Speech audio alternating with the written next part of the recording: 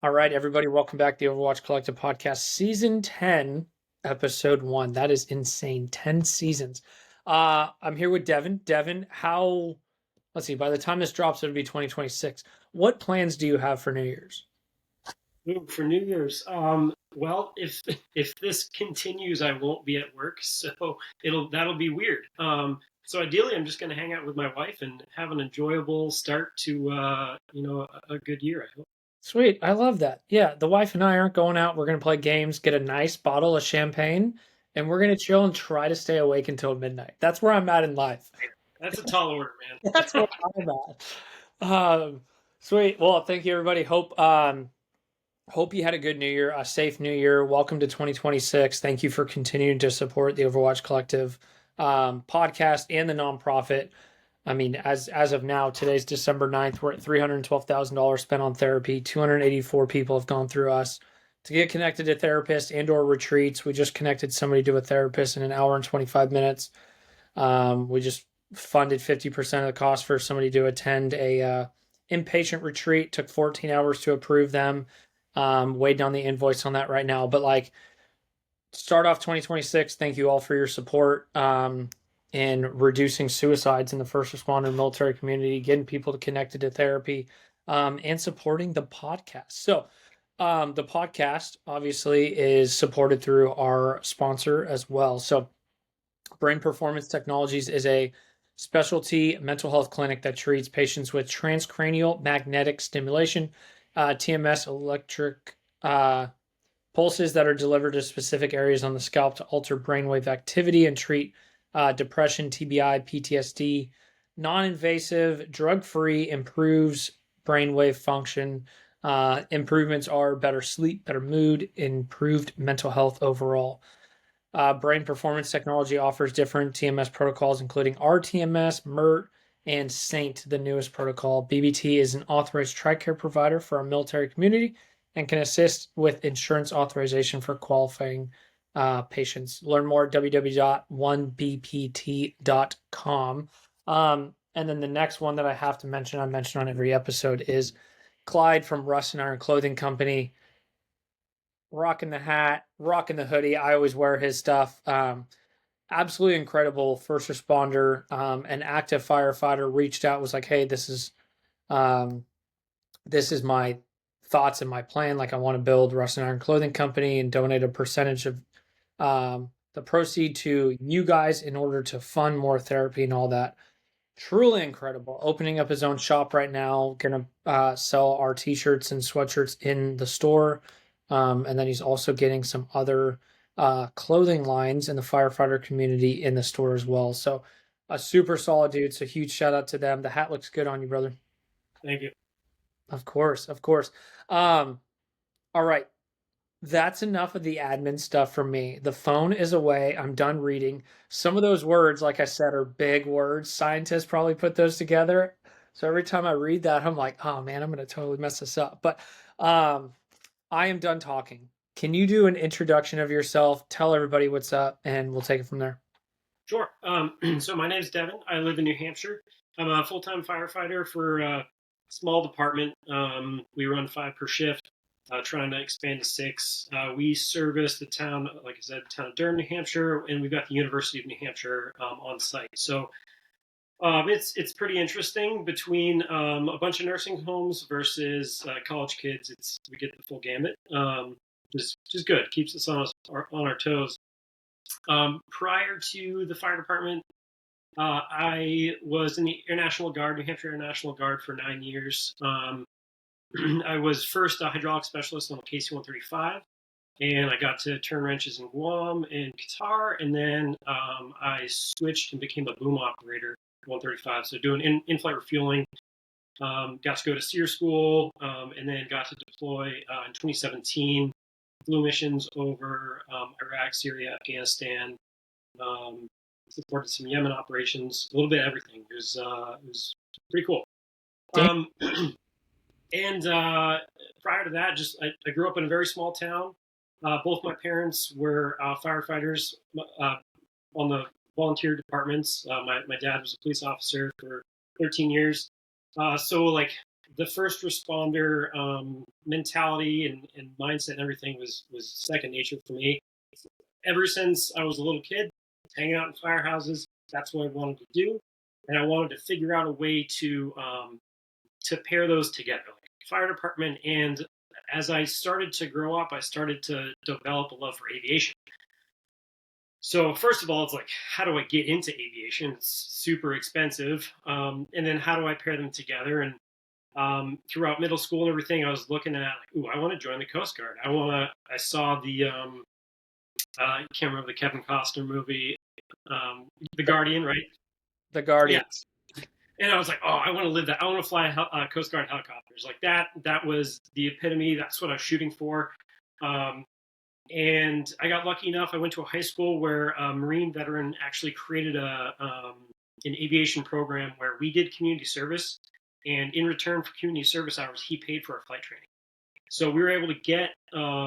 I got all the way up to my private pilot's license, really without spending a dime, all throughout high school, which was incredible.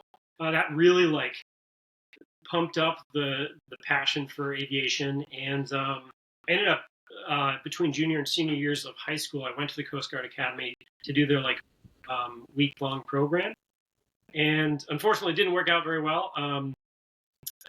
Anxiety, which I had struggled with for a long period of time, kind of reared its ugly head while I was there, and I ended up super dehydrated, vomiting all the time, and with heat stroke in the hospital.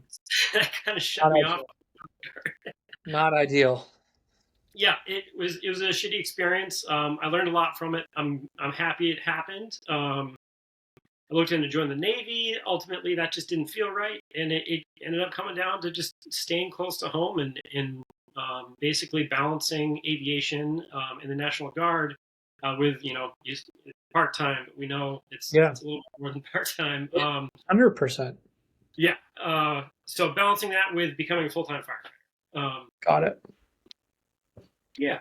So So that's really the quick, before we get into the firefighter stuff, air refueling.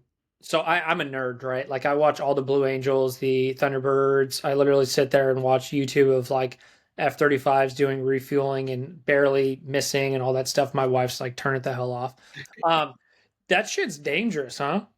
Yeah, I mean, I would say it's probably more so dangerous for the receiver than it is for the boom operator. But yeah, it's dangerous. I mean, it's high stress, right? Your nighttime over the mountains of Afghanistan, you got to refuel an F-16. That if he doesn't take fuel, then like he might have to punch out over over the mountains because Bagram's getting rocket attacked. Like, there's a lot of pressure in that, and in the moment you're just focused on how cool it is, right?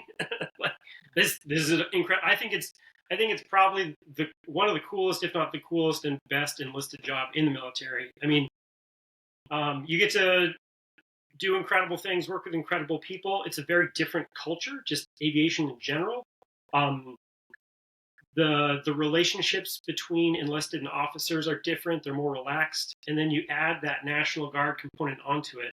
Most of the folks that we're flying with are JetBlue pilots and American Airlines pilots. So like it's just a really interesting place to be and group of people to be around.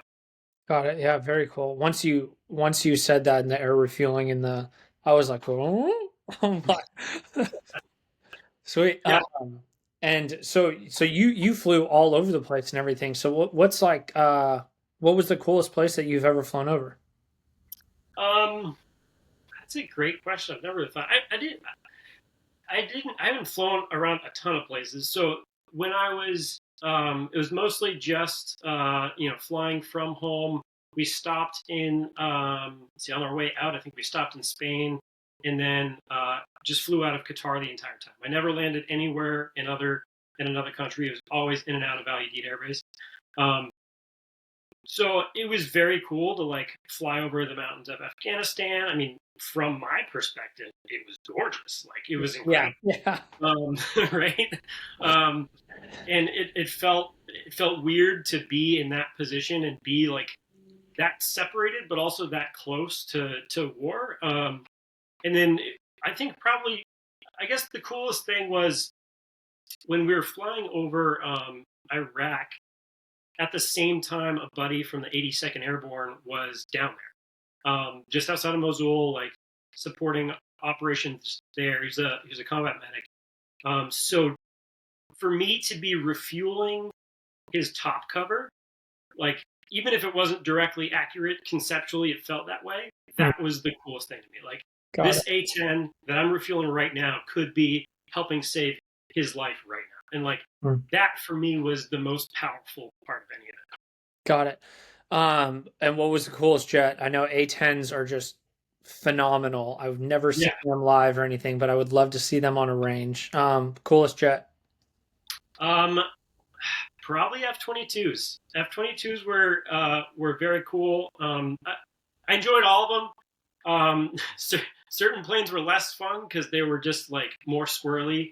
Um, some of the like the AWACS was always a little bit more squirrely. Saudi F-15 pilots were a little interesting to refuel. They felt a little bit more reckless.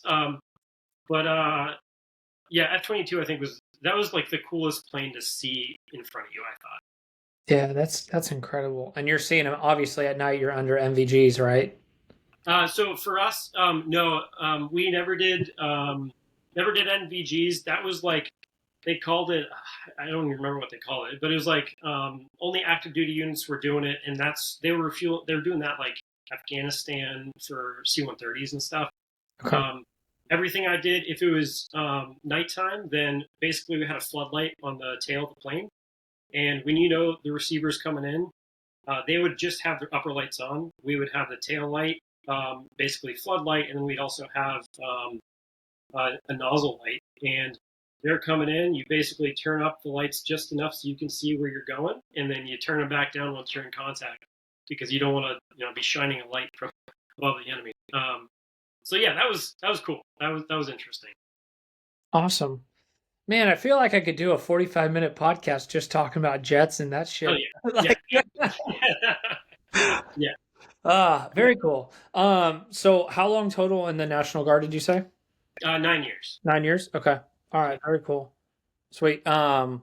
And so let's see, you were still in the National Guard while you start the process of becoming a firefighter, correct? Correct. Yeah. Yeah. I mean, I was basically started the process of becoming a firefighter.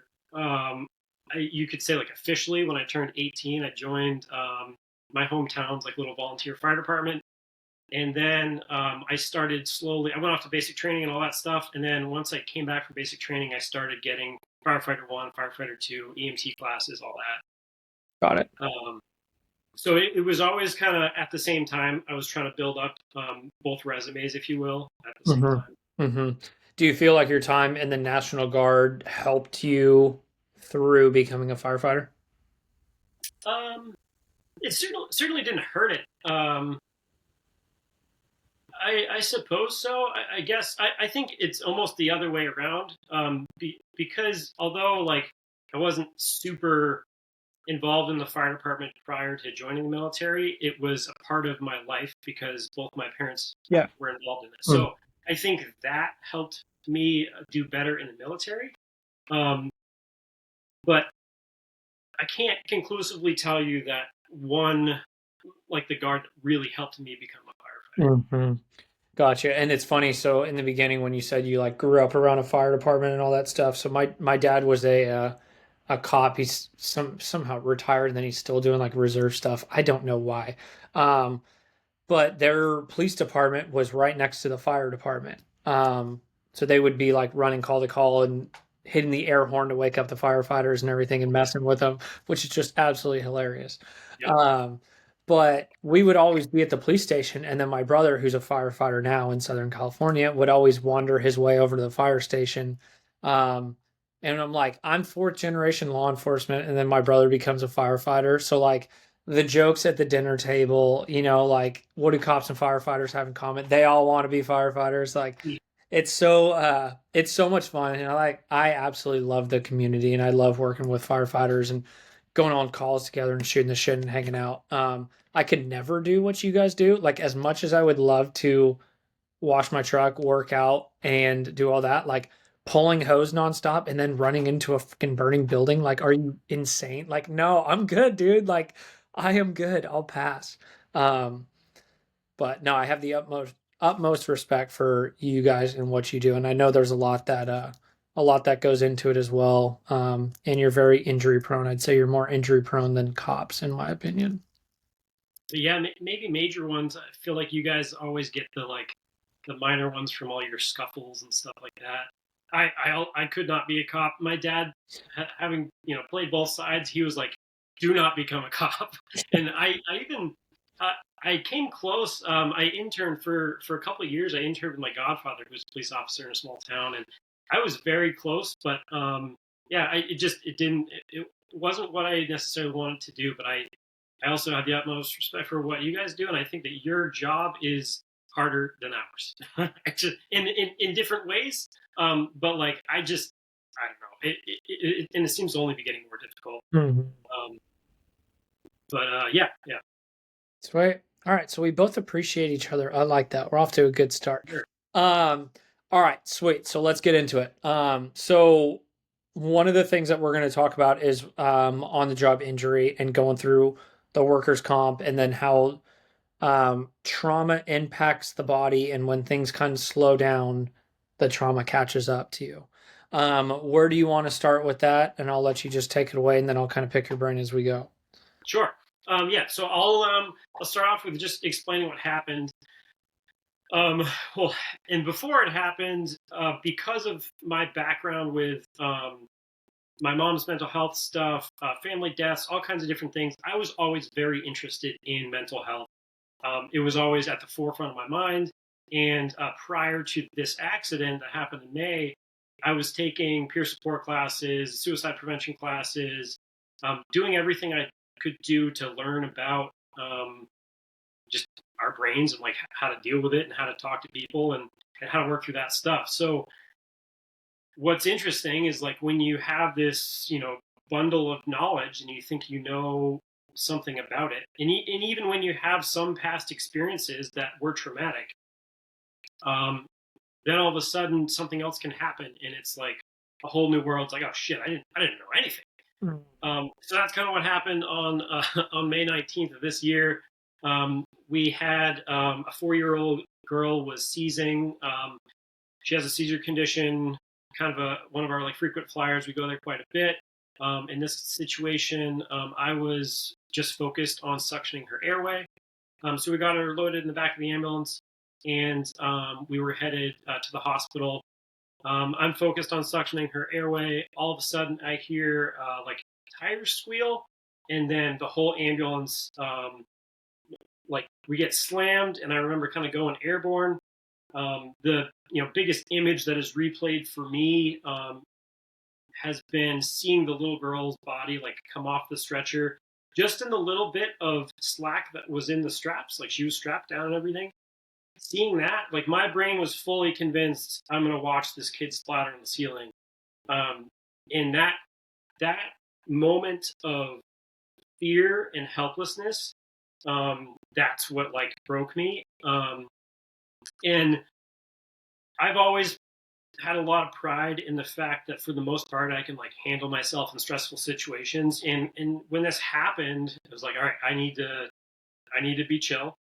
And I was able to do that for a period of time. Once the accident happened, thankfully we didn't roll. Um, Checked in with a medic that was across from me. He was okay. There was an observer and another EMT in the back. So like there was a bunch of us. Everybody was like good. The driver was trying to make a radio call. It didn't sound like it was coming out right. So I checked in with the medic. I was like, "You go to the patient?" He said yes. So I stepped out of the ambulance, turned on my radio, and like as I'm getting out of the ambulance, keying up my radio, trying to be like, where the fuck am I and what ambulance am I in? Because I need to make this radio call. Mm-hmm. I look at the side of the ambulance, it's got a big 2 on it. All right, got that. And then I'm looking around to figure out what intersection we're at. I called our dispatch, started, basically said, hey, ambulance involved motor vehicle accident, and tried to get folks to head our way, and then went over to check on the people that hit us. There's a Subaru Outback, basically T-bone style. Their whole front end was crushed in, airbag deployment. I walked over to the passenger side first. Um, there was like maybe 50s year old woman there in shock, but she seemed to be okay.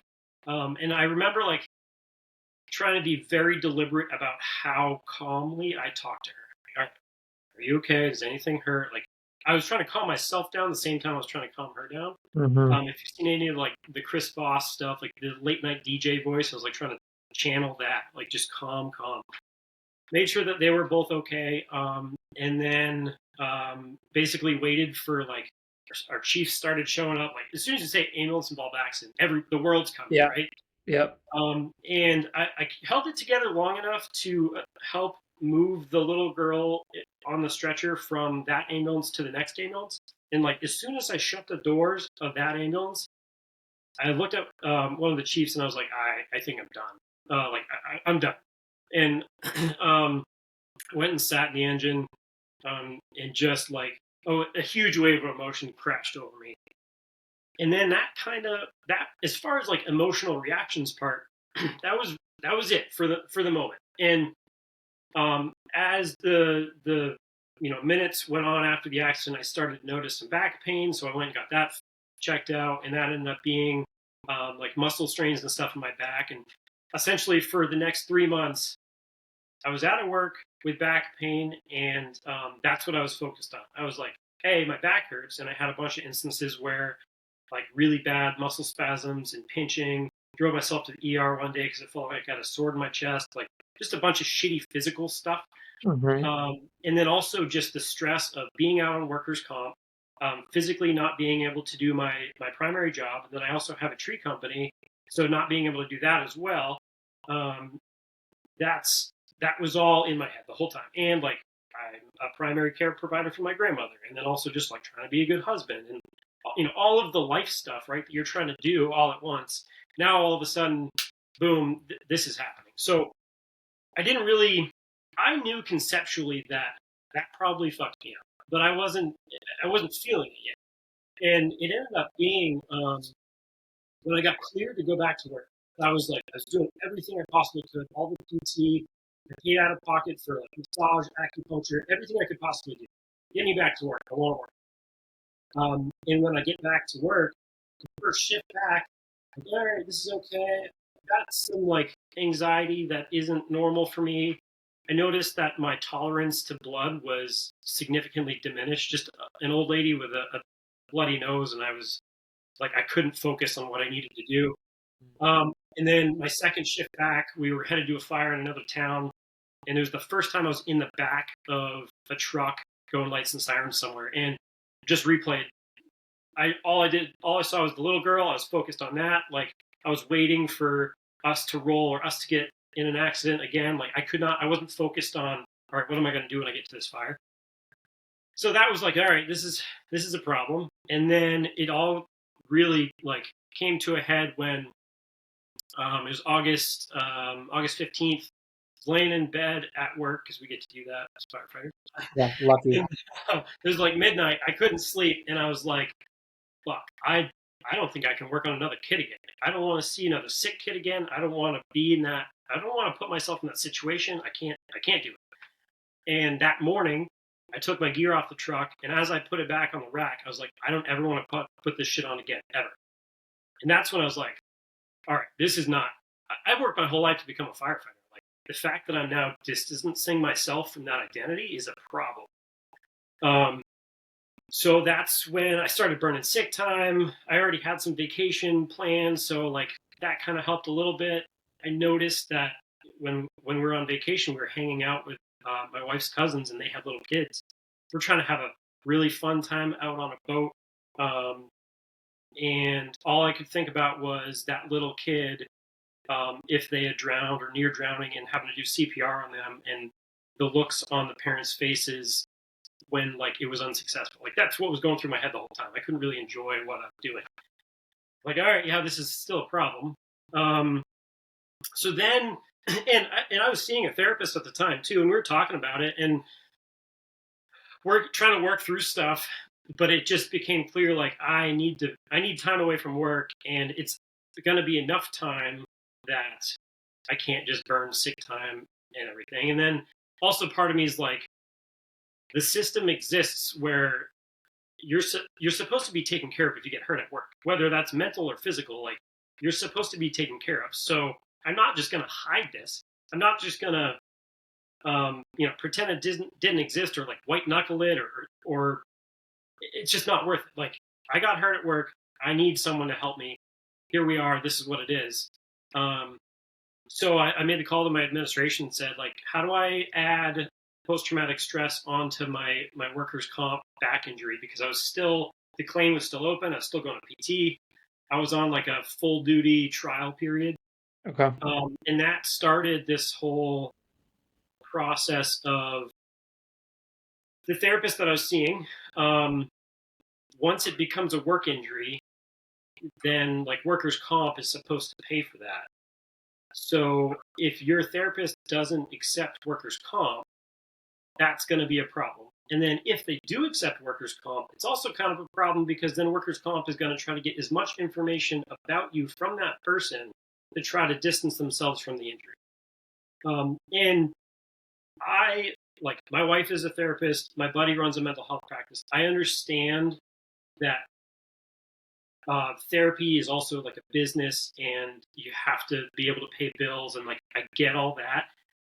When you're in the moment of like, this person that I established a rapport with, all of a sudden now they can't really help me because just the system is fucking stupid. Yeah. Like, that is such a hard thing to swallow. And it really, I had a period of time where I was just like, therapy's fucking stupid. What? Like, this is dumb. And there's this duality of like, I understand why it is the way it is, but it still fucking sucks, and I just want to be pissed off about it. Which is valid, which is 100% Yeah, valid. yeah, And yep. I've heard it several times. I've heard this same thing several times. Yeah, it's just nuts that this is what we have to deal with.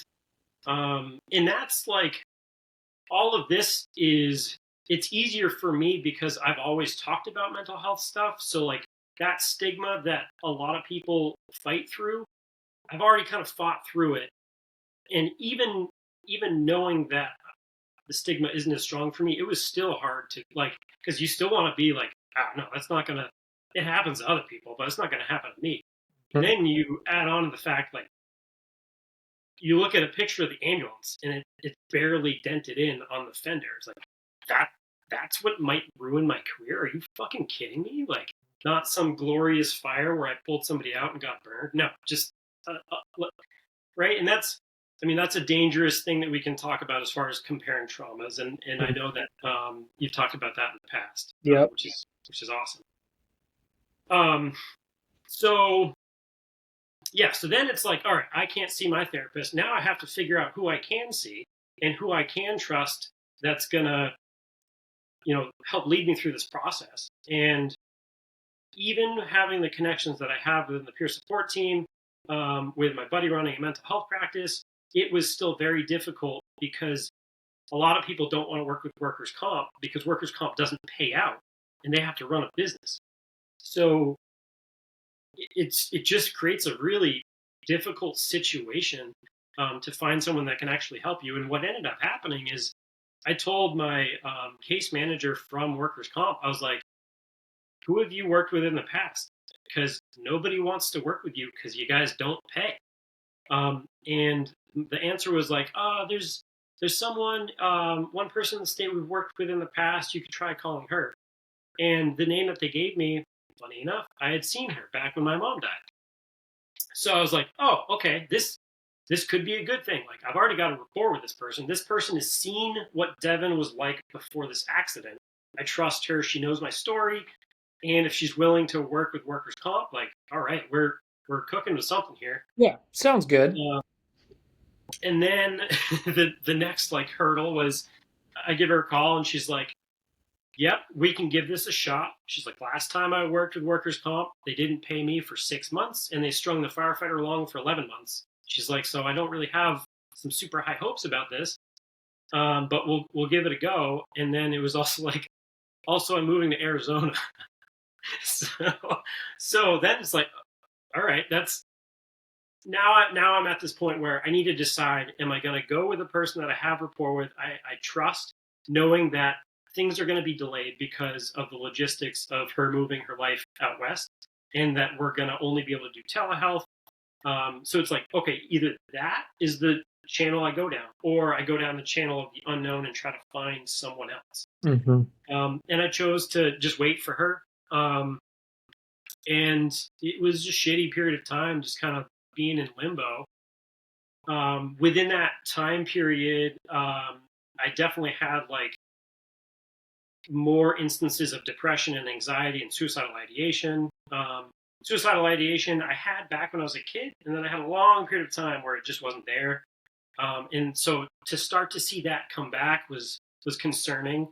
Um, and for me, suicide ideation is just that. It's ideation. I see it as thoughts that go through my mind, and when I see that thought, I'm like, oh, that's a bad thought. I don't want to do that. Yeah. I think that's a key to like suicide prevention is seeing that there's shitty thoughts, that you don't necessarily have to act on your thoughts. Mm-hmm. I can go into more detail on that when we hit suicide stuff, but so ultimately, like, yeah, I was in this depressive state, and I was like, I need to figure out something to get me by, to get me through. And I ended up asking my primary care about medication. I was very hesitant. Once again, it's that like pride thing. Like, I don't want to be the guy that has to take meds. Yep. And I took Prozac for 3 days, and on the third day, I woke up, and whether it was actually a side effect or if it was just whatever, like I was super dizzy, and I just didn't. It didn't feel right in my gut. I was like, I want to give this another shot without medication. So I pulled on everything that I've learned in my life of coping mechanisms that have worked in the past and should work. And I was like, all right, I'm going to give this another go. So like intermittent fasting, I either try to do 16 and 8 or 18 and 6. And then try to walk as much as possible. Walking is incredible. Trying to establish like a decent morning routine. Deleted all the social media apps off my phone. I took more effort, or I put more effort into reading books. I've always been one that enjoys philosophy and stuff, so like getting back into that's been really helpful. And then I have this like Amazon tent sauna thing in my room, in our guest room. So I'll go sit in the sauna, and then I'll go do a cold shower. And cold showers, like you think you're like tough or have good willpower. Just stand in underneath a cold shower for any length of time. It sucks, but it also feels incredible. Well, I've heard it's good, and like same thing with those cold plunges, but I'm like, God, that sounds terrible. Like, who wants to do that? You know, You like, don't like you, and that's the thing is you don't want to do it. But the way that what I've kind of been slowly figuring out is you can't think your way out of anxiety, and you can't think your way out of depression. Like, you can't just decide I'm going to be happy now. And even when you know coping mechanisms, when you're depressed enough, you've decided that you're not worth even going out for that walk. You don't deserve to be happy enough, so you shouldn't even go out for that walk. That's a shitty place to be in. I don't have an answer for like getting out of that. I just know I try to think about like, this is temporary, ideally, right? And what I found is when you a thing that my buddy and I say back and forth, well, Alex and I say back and forth, is change your state, change your mind. So if you can't think your way out of that depressive state, then you've got to change the state of your body, and your body is gonna then impact what your mind is doing and how your mind's feeling. God, Um, so like for me, that the cold showers has worked, and you can't think about anything else other than the cold water trickling down your body when you're in it. So you're breathing, and you're thinking about you're feeling every part of your body.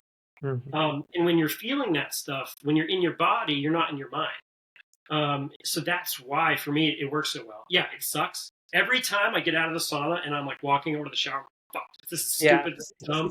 yeah, But when you get out of that like mammalian dive reflex of the gasping and everything, and you start to your body starts to get used to those temperatures, it feels incredible. I mean, one of the first times I did, I was like, "Holy fuck, I'm alive right now!" It just so I don't know. It just works. It may not work for everybody, and that's how all of this stuff is. Like nothing is a blanket cure. Everybody's got to find their own way. Yeah. Go ahead. No, I was just gonna say that's a lot to unpack and to kind of take in. So I do have a question for you really quick. Yeah. How long was that period from when you had to wait for the therapist to get all established out on the West Coast in Arizona till you can actually start therapy? So it was a solid 3 or 4 weeks, I think, from for that moving period, Yeah.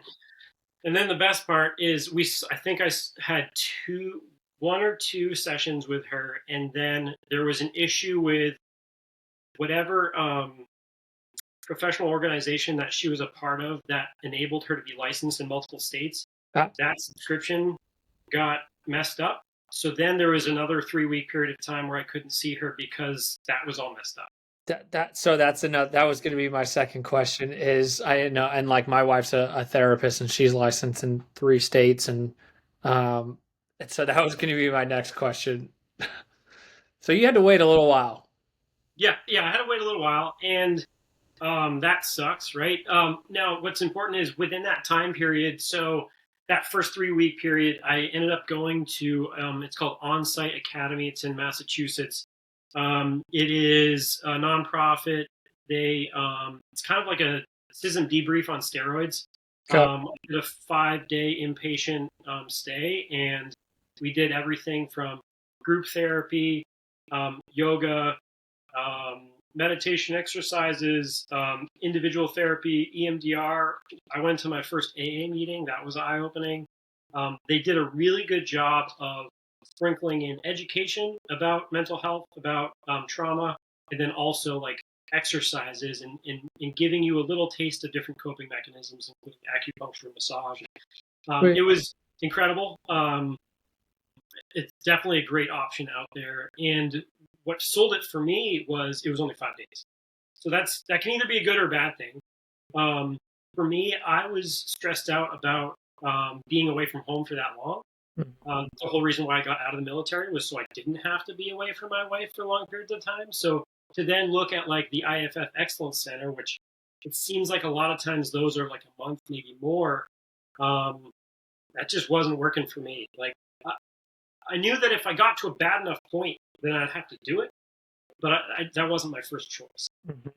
Yeah, and that's why I think some of these like we hear where it's like 30-day inpatient, you're like, holy shit, like 30 Yeah, days that's like a like annual training for 2 weeks in the military reserves on steroids when yeah, it's like that is past the threshold of like, all right, we got to sit down and look at bills. We got to sit like it's a lot. So that's why I think that's why a lot of the retreats kind of do it too, where it's like 5 days where you go Monday to Friday. It's kind of reasonable. You can get away with it. It's kind of like a work week, but you're just staying overnight. yeah, yeah, I get that.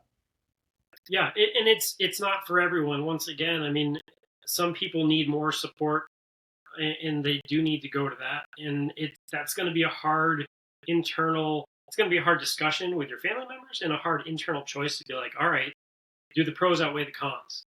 Um, but that's something that everybody's got to make individually. Yeah, yeah. And then we talk about the stresses of being injured and then trying to get help while you're there, right? And that's just and I've heard it all the time, and I could probably count on one hand how many times I've heard of somebody getting injured on the job and then being well taken care of through workers' comp, and actually getting back to work. Um, and you not only was it the injury, but you also wanted to tack on the post traumatic stress and go to therapy and everything. Um, I mean, did you like continue on with the story a little bit? I want to hear it play out. How long did it take, and what were the next steps? So really, what's going on right now is having conversations with. So workers' comp did eventually after 3 months. So from the time that I requested the the post-traumatic stress to be added to my claim until they approved it. It took 3 months. And I believe the only reason why they did that is I sat with that first doctor that went out to Arizona, and she did a 2 hour long interview that was like a screening tool for post-traumatic stress. And we went through everything. And like at the end of it, she's like, yeah, you've got post-traumatic stress and you've checked off the boxes of like these 17 symptoms. So that, and also in addition to, my wife wrote a letter to the workers' comp agency and said, like, this is what I've seen of him. This is how this accident has impacted his life. And I mean, she's a therapist, so she also knows the right words to use and the right things to describe. Helps. But that was also, I think, another useful factor on helping them approve it. And even when they did approve it, the guy calls me up, the workers' contract calls me up, and he's like, we got the information. They were trying to get more information from that doctor about when I saw her back when my mom died.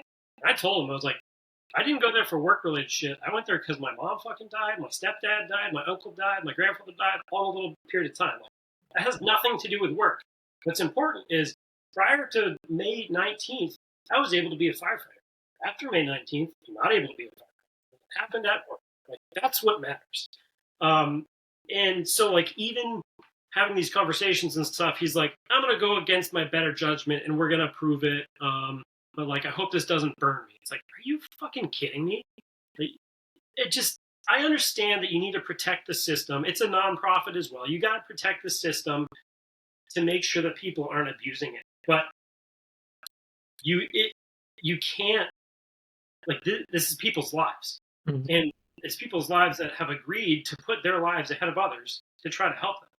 And then to have it be the default idea that we're trying to game the system is ridiculous. It's absolutely ridiculous. Yeah, and that's so shitty to hear, right? And unfortunately, like I can somewhat relate to that because we have had people that have abused the Overwatch collective therapy financial assistance. I will tell you that in the past, where we kind of nipped that in the butt. We changed up our criteria quite a bit, but there are people that abuse it in the military and as first responders, right? Yeah. Like we've all seen it, right? As a first responder, when it's, hey, somebody goes out on work and it's like, like you've been out for 2-3 months over like that, and then I mean, I could think 3 names right now of people who claimed injuries and then they got caught working out or doing things they weren't supposed to be doing, but they're getting the tax-free money and they're not at work. So they're like, I'm just going to continue to ride this out. And I'm like, you fucking the rest of us over is what it is. Yeah. And you got the short end of the stick. Yeah. I think what's important too, though, is like in something that when you're out on workers' comp, at least I feel like a fucking dirtbag. Even though I know I got hurt at work, you still feel like a dirtbag because you're not at work. That's where you want to be and you can't be there. And then the other factor is like, we have to be 100% to do the jobs that we do. So yeah, like you could be out on workers' comp, not cleared for full duty at work, but you could still be at the gym because you're trying to build yourself up to get back to work. Yeah. And it's so hard because you never know what's actually going on with that person. And I think it's tricky because our default does seem to be, oh, they're abusing the system. They may not be. They may be doing everything their doctor told them to do to get themselves back up to that. So we've got to be careful. There are people abusing the system. I get it. But I think we owe it to ourselves as a career, as a profession, that we all should first assume that we're professionals and that we care about what we're doing, and give them the benefit of the doubt to say, I don't know what's going on there. It doesn't look right.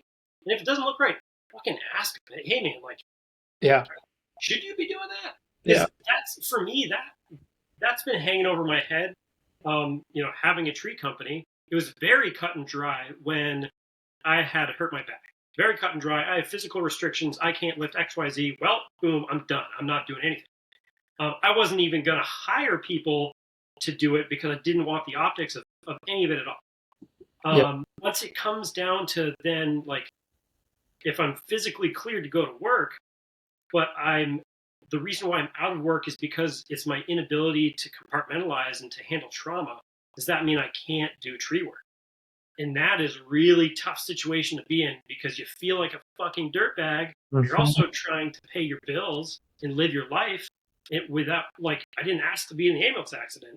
So Yeah. you're trying to deal with that. For me, what I ended up having to do is I had a doctor write a note and say, the reason why that Devon is out, like Devon's out from the fire department to avoid re-traumatization. So if I'm able to go mow a lawn or climb a tree, like those are different circumstances, different skills, different environment compared to being at a firehouse for 24 hours in a day and having no control over what you're doing and Mm. possibly getting re-traumatized. Yep. Gotcha. But it's so tricky, man. And Yeah. yeah, it Yeah, just is. and like, and every situation is different, right? And sometimes we're our worst enemies, where we talk shit about each other and talk behind each other's back, because it's like Absolutely. in high school, right? Yeah. It's like you're a freshman group of girls. Well, like it's just nonstop drama and everything back and forth. Everybody knows each other's shit. Um, okay, so I may have missed it. How long from the time that you were out until you went back? So when I was out for the back issue, 3 months. I was out from May until August. I did those 3 shifts, and then I punched back out. And I haven't been back to work since when I came off shift on August 16th. Okay. So like this is the first I've got my workers comp beard. This is the first time in my life I've ever had a beard. But Yeah. um, yeah, so I've been out since August. I have not been at the fire department. Got it. Okay. And what, like, the timeline going forward? What does it look like? Great question. I have no fucking clue. What I do know is there's more hope on the horizon. So having a conversation with my therapist that was out in Arizona, she specializes in prolonged exposure therapy. We discussed it. We talked about how like a lot of what I'm currently doing is kind of prolonged exposure. Like I'm not afraid to talk about the incident. I can relive it. Um, I for me it's the exposure to trauma that I'm concerned about, my inability to compartmentalize. um, and when I was at onsite academy I did an EMDR session, and that was pretty life changing for me, pretty like um, yeah, it was a pretty wild experience, and I want to do that again. So we talked about it. She doesn't offer EMDR. She had a suggestion of someone that's still in the state of New Hampshire that does offer EMDR, and I'm going to go do an intake with her tomorrow. She does EMDR and accelerated resolution therapy. Got it. Okay. Okay. Yeah. Heard nothing but good things about them both. So Yeah, hopefully that'll all work out. yeah. I mean, it's. I wish I had a better timeline. It's such a weird position because I want to go back to work. I don't want to lose my career. I've worked my whole life to Yep. be a firefighter. At the same time, I'm struggling. I'm different than I was before the accident, and I'm struggling to see how I can live life as a full-time firefighter working 24s and be healthy at the same time. Like, I'm not able to see those two coexisting right now, Yeah. and I hope that changes. I want that to change. I want to wake up tomorrow morning and flip that switch back and be gung ho to go back to work. Um, but I also have to come up with a plan if that's not going to happen. If I can't compartmentalize, like right now, I can't watch a body cam video about you know CPR, anything bad happening without having to without freezing, going into fight or flight. Yeah. Yeah. Um, so it's a really weird spot to be in. And I don't know what's going to happen. And I find that when I do try to ask myself those questions, what's my career going to look like? What am I going to do instead? What's life going to look like? All of that instability is super anxiety provoking, and that's when I get more into those depressive moods and everything. So, another part of doing all those coping mechanisms is trying to be more day by day, more focusing on what's happening in the moment, um, what am I going to do today to take care of myself? And that's what I got to focus on. I'm trying to have more self-compassion because I don't. uh, I'm trying to have a little bit more patience with myself because right now I am more angry than I've ever been in my life. I, I would probably be the same. And I mean, how much does it help? So like my wife's a therapist too, so I'm trying to put myself in your shoes. Does it help having her as a therapist and all the training and expertise and everything that she's seen to kind of check you on things and remind you? How does that feel? Yeah, for us it works very well um, because she understands kind of where what I'm going through. Like, Hmm. you don't have to understand the experience that I went through to understand what I'm going through, to understand what how trauma impacts the body. So we've always been really good about talking about our stuff, and I think um, her knowledge on all of that helps a lot. Um, but really, what it comes down to is like your wife doesn't have to be a therapist to have your wife be supportive and help you through these things. Correct. It helps that they have that background knowledge, but Yep. that's not why they are helping. Uh, Hmm. I think that's the biggest thing in like establishing that trust with your spouse to be able to talk about shitty stuff like suicide, talk about suicidal ideation, talk about all this other bad stuff that happens. If you can't talk to your spouse about that, like then you feel even more isolated. Yeah. Yeah. And I feel like that's something that's not really talked a lot about, right? Is like you always say when you get married, like, oh, I'll be with you through the good and the bad, blah, blah, blah. But you don't really think about like, and specifically our community, right? We're more prone to suicidal ideation, suicide, trauma, substance misuse, all this stuff that like, but we don't really get educated on this or any training on this as a first responder. And you're like, you're scratching your head and you're like, okay, I could put out a fire. I could use the jaws of life to break open a car. But what if like I can't take care of myself on the mental side and I can't talk to my spouse? Like I have no training in that. Like, like what you mentioned before is you have to be on 100% on your A game for this job. So, um, And that's one of the biggest disservices that I think we do to incoming recruits for our careers, and just like anyone. It doesn't have to be in this career, right? But we need to learn about how our brains work. Because if you like, this is just a meat sack, right? Like it's an animal husk that has all these animal tendencies and it responds to its environment. Humans have been on the face of the earth for 200 to 300,000 years, and we've existed in one, like, mostly the same type of environment for a majority of that time. Now we're in a future that is very different, and our brains react in very different ways. mhm. So we have to learn how that impacts us on a day-to-day basis. Otherwise, we're just reacting to everything that we see, and we're not doing it with any amount of knowledge at all. We're like an animal. Yep. And we have bigger brains. Like we have the capability of looking at a thought that we have and analyzing it and deciding, is this a good thought? Is this a bad thought? Is this a thought that I believe?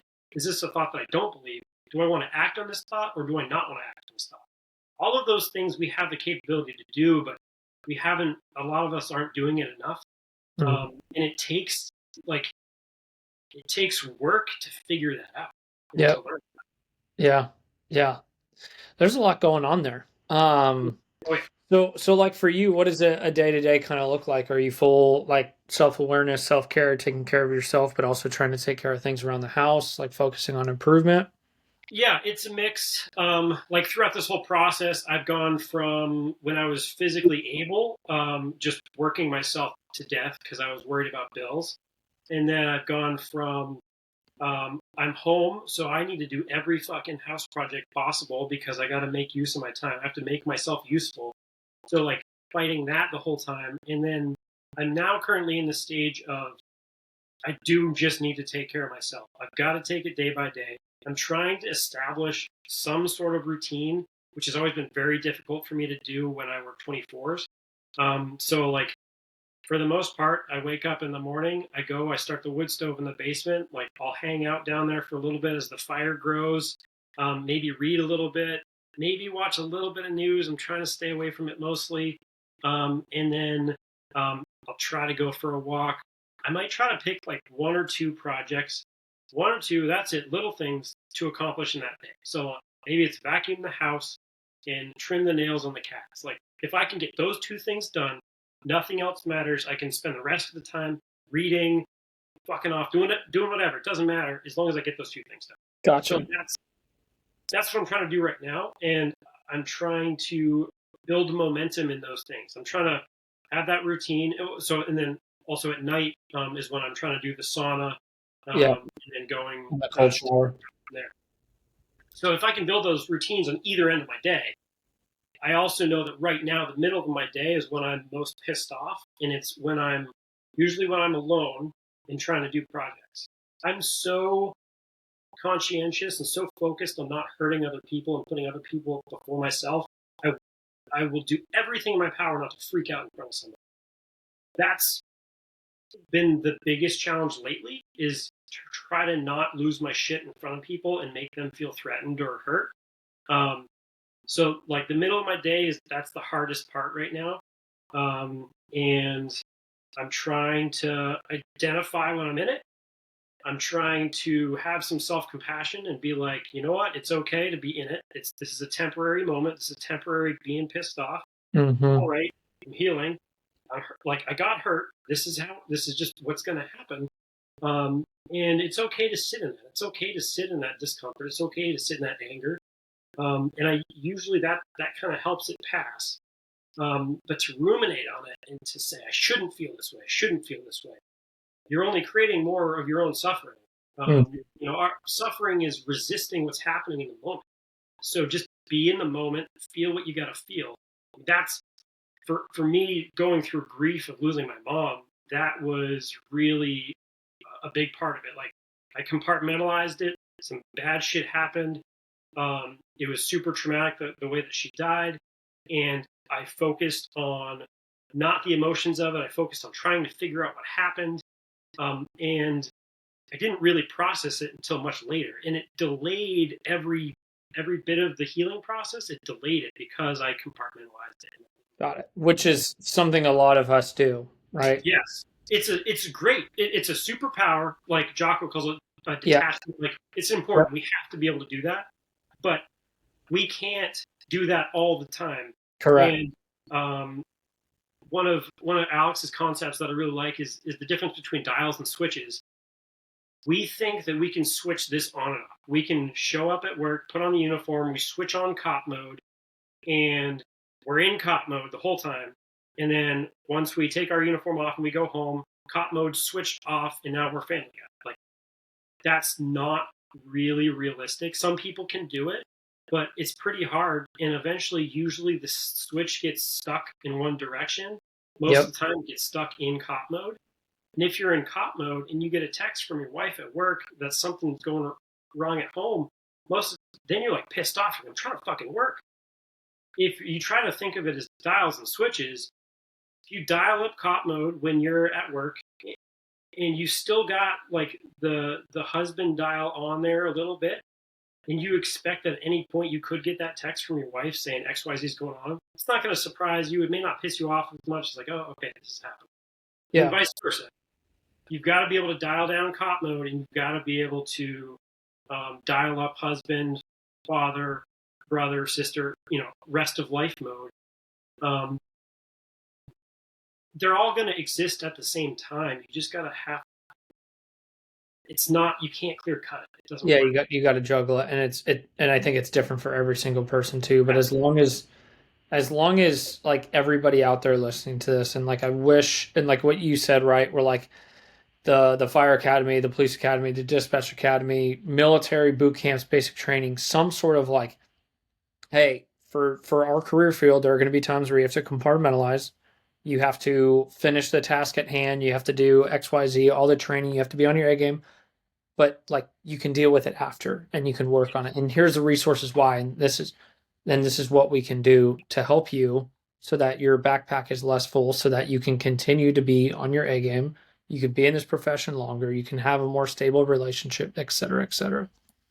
On your, because you said backpack, I want to hit on that real quick, because one of my coping mechanisms I'll call it rucking, but it's not like real.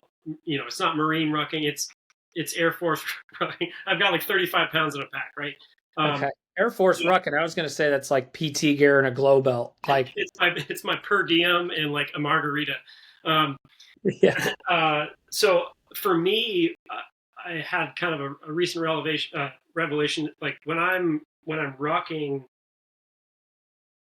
I'm I see it as a representation of all of the pressure that I feel to be a good person, be a good firefighter, um, all this pressure that I put on myself, right? And if I'm able to take that pressure that I feel in my head and um, put it on my body in the form of a heavy rucksack or a weighted vest, whatever, put that on my body for a period of time and then work my ass off. Um, and like be conscious about the fact that these pressures are going in this pack. These pressures, I feel it on my body. When I feel it on my body, I don't feel it in my head. And that gives me a sense of freedom for that period of time where, all right, the pressures are here, they're pushing me down. And that's okay because I can move forward with it. And it's making me stronger while I do it. Um, so for me, that's really helped. And then you take it off, right? Like, the feeling better than I do, taking off battle rattle or your vest and stuff like at the end of a shift. If you've consciously put the effort of, all right, all these pressures that I'm feeling today, I'm putting those in the weight. And then when you have that physical feeling of taking that weight off, that kind of creates a representation of letting go of some of those pressures, even if it's just for a little moment. It doesn't have to be a long period of time. Hmm. Yeah. No, it's like taking off the plate carrier, the ballistic vest. It's like equivalent to like women taking off a bra, as Yeah. everybody says. And you're like, it definitely does feel good. It's definitely a weight. Um, let's see, I'm trying to think of what else. Where do we want to go from here? Um, what else? Well, I can give you. I've kind of mentioned it a couple times. I can give you a quick rundown of, like, I guess what's important to note is my experiences that I've had throughout my life. They matter to the sense that they've shaped who I am and everything. Um, but they don't. That's not why you like. If I explain to you what happened um, about the death of my mom or experiencing the slow death of my stepdad, like I could tell you about those things, but it doesn't really matter in the sense of you would find yourself comparing. And to me, at this point, they were a big deal, but I still minimize them compared to what other people go through. So I Mhm. guess maybe and like I said, I'm happy to either I can go into detail, um, or I can just kind of hit on like the dangers the dangers of comparing each other's trauma. Alex and I call it the trauma Olympics, where like it's good to talk about trauma, right? It's good to have a discussion. You're getting shit off your chest. You're talking about this thing or that thing that you saw, some gruesome call, whatever. But it's also really dangerous because when we do that, um, a lot of times we find ourselves comparing one another. And when someone says a much more gruesome call that they went on, now you're starting to think like, well, they described that gruesome call. They seem to be doing okay. So every call that I've gone on that isn't as gruesome must not be that bad. Therefore, it shouldn't really impact me. Like I should be fine. And it's comparing. You guys talked about it the last podcast with Bill as far as like you didn't have the experience to go overseas and be in combat, and Mhm. how like part of you is almost like sad about that, like you missed out on that opportunity. Yep. Uh, but it's kind of doing yourself a disservice to all the other traumas and all the other hardships that you have gone through, just because it's not as like sexy and like glorious. I'm not trying to make war glorious, but like Yeah. No, I got you. I got you. um, it doesn't make what you've gone through any less impactful on your life. Trauma is trauma. Like you don't have to. It doesn't matter what uniform you wear. It doesn't matter what you do in your life. I was just at the barber shop today, and like we were talking about trauma and stuff, and the guy's like, "Yeah, I got shot." What? Like, yeah, like a buddy was playing with a Glock, and the mag was out of it. But he's like, I went to go leave, and he pointed the Glock at me, pulled the trigger, and there's still one in the chamber, and it grazed him in the throat. And like, holy shit! Like, it doesn't. That's a super traumatic experience, right? And you know, Yeah. it's all the same shit. Time slowed down for him. His amygdala fired off. It put him in fight or flight. Like that is trauma. It does. Yeah. You don't have to go to Afghanistan to experience that. Yeah. Yeah. And yeah, so it's tough because you also don't want to minimize anybody's stuff. And like, I think a really, I guess, an interesting part of that, there's a Netflix documentary called "In the Waves of War," and it talks about Navy SEALs from the like Operation Red Wings era, and how they went to Mexico to do ibogaine treatments. And it's what's very interesting about it is the common theme throughout their traumas and their healing process is it wasn't necessarily the combat trauma that was the biggest, ugliest thing that they had to deal with. They describe it. I forget who described it. Like, you know, there's all the combat trauma, all the obvious stuff, and in the way back corner, in this like dirty, slimy box wrapped in chains, there's something from childhood that he didn't see coming at all, and that's what fucking. Gotcha. Yep. And that's where trauma stems from. When Yeah. we have experiences as kids, it wires our brain a specific way. You don't know what that's going to do in the course of your life. All of a sudden, your amygdala, which is what fires off your fight or flight response, it has no sense of time. It doesn't know about time. It's your lizard brain. It's in the moment. It's reactionary. So your brain all of a sudden has a couple triggers that we're like, oh shit, this is exactly like what happened when I was a kid. I need to react in this same way. That's trauma. Like that's the trauma that's stored in the body. Yeah. Like, Gotcha. trying to break in right No, I think it's definitely an important topic to talk on, and I don't think you could talk about comparing each other's trauma enough because we do it nonstop, right? You compare um, firefighter versus firefighter about the experiences that they've been on, and then think, oh, they've been on more, and then they're doing okay, so now I have to suck it up and be okay too, you know? So um, I think we should definitely do a part two to this podcast. I feel like there's a lot more that we can discuss. now. And I want to get into the full story, the full breakdown, and where you can really open up if you're good with doing that, doing a part Absolutely. two. Okay. Yeah. All right, sweet. Sweet. But for the first one, for part one, and this is a good thing, and like I said this before we were recording, I had a feeling we'd do a part two to this, and then we can always do a part three, do an Instagram live. You can download social media for 14 minutes. We'll figure something out. Uh, but going through everything with the military, self-awareness, the injury, the workman's comp, the ambulance accident, and everything. Um, what advice do you have for somebody that's listening to this now that may be going through some of the same stuff that you're going through? What's one piece of advice for them? Yeah, I mean, you're not alone. First off and foremost, you're not alone. You're not weak. You're not selfish for getting help. And I could talk just about selfishness in general for a while, but like, just yeah, you're not alone. Um, there are physiological reasons for the way that you feel. It's not like it's a choice. And I think what I found is the more that I learn about it, the more that I learn about the scientific and physiological reasons why I feel the way that I feel, the more I can sit with it a little bit easier. It doesn't feel like I have.